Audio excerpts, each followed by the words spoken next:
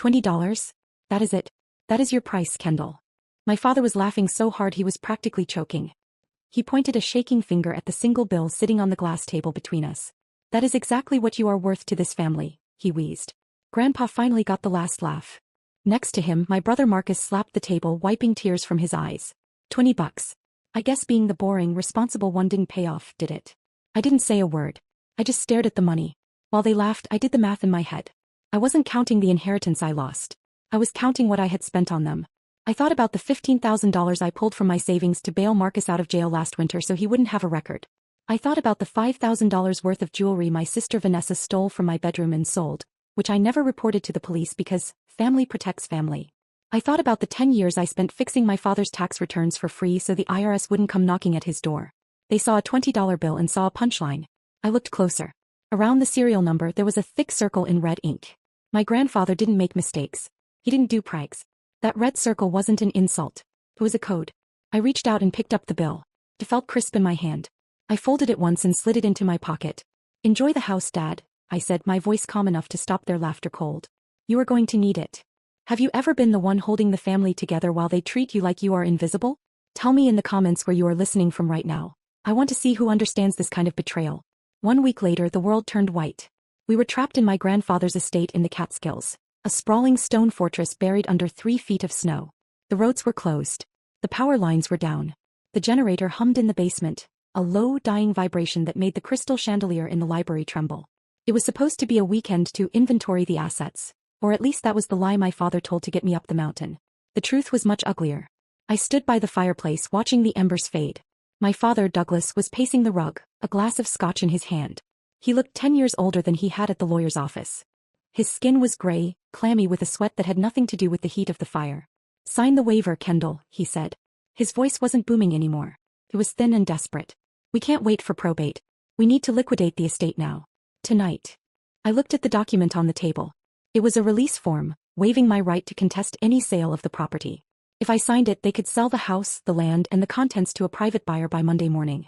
Why the rush, Dad? I asked, keeping my back to the wall. Grandpa isn't even cold yet. Because we don't have time. Marcus shouted from the corner. He wasn't pacing, he was vibrating. He looked like a man who hadn't slept in days. Stop asking questions and sign the paper or I swear to God. You swear what, Marcus? I turned to him. You'll hit me? Again.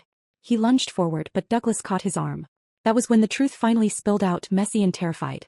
We owe people, Kendall, Douglas whispered. Bad people. The business. I leveraged it. All of it. And Marcus.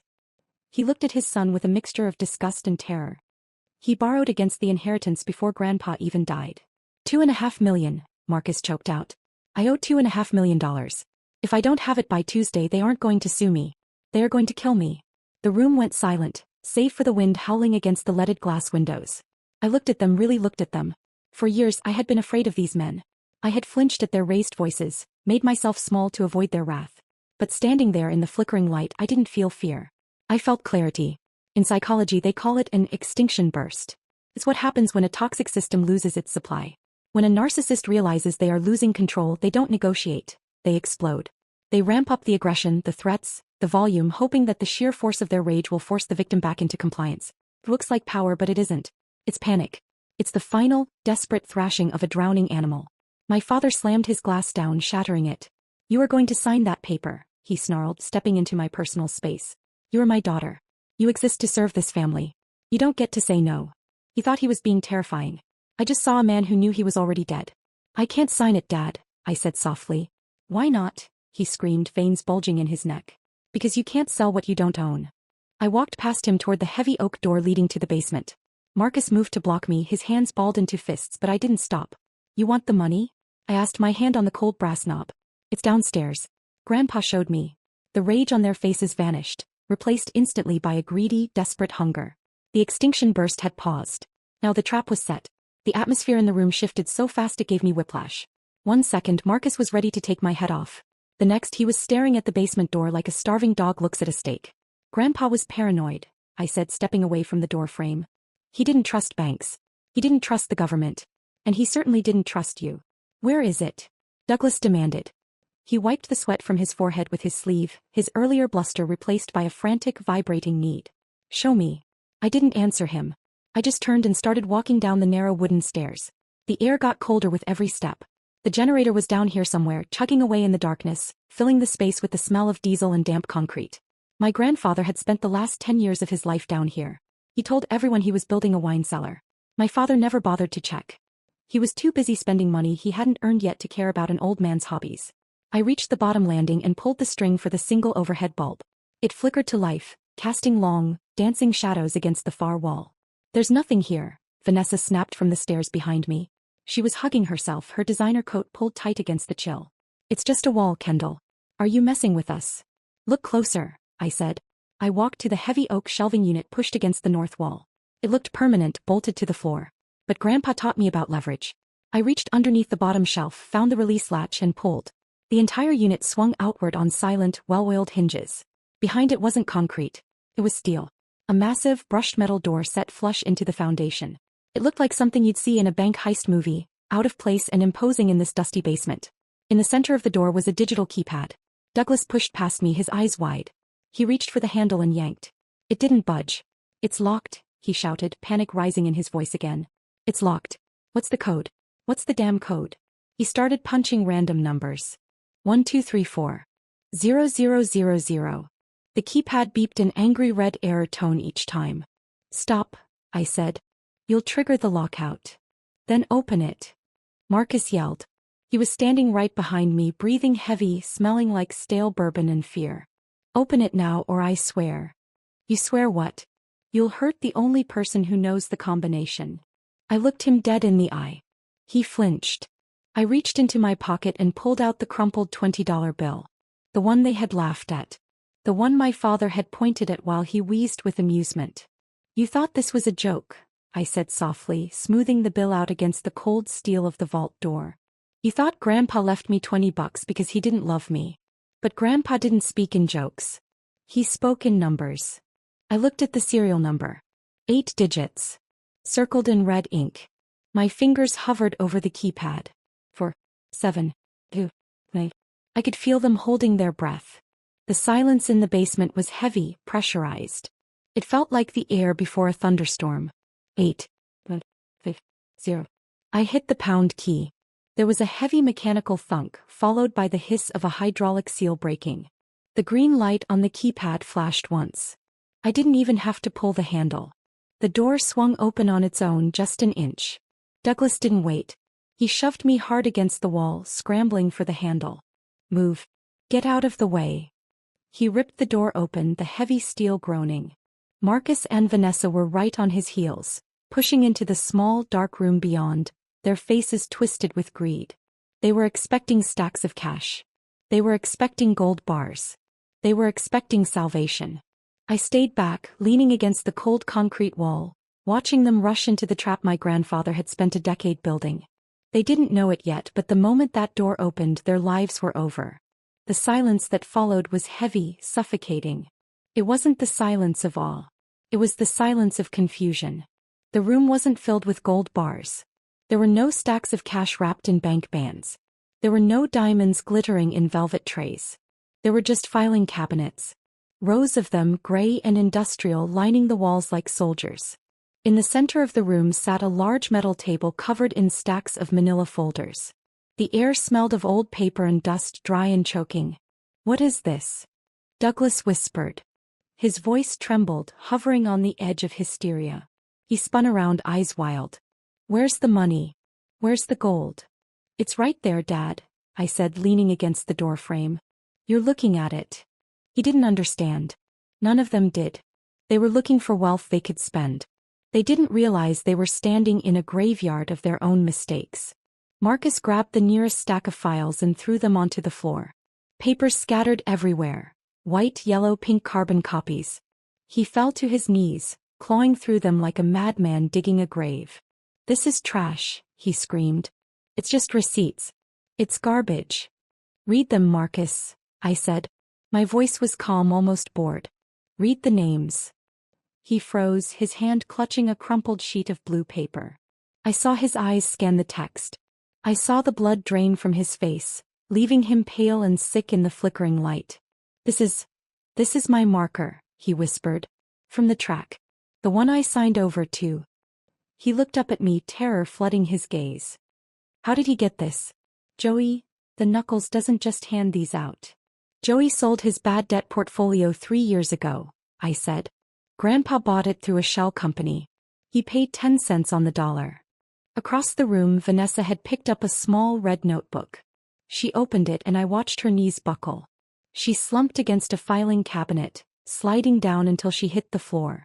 The pawn shop, she choked out. The diamond earrings.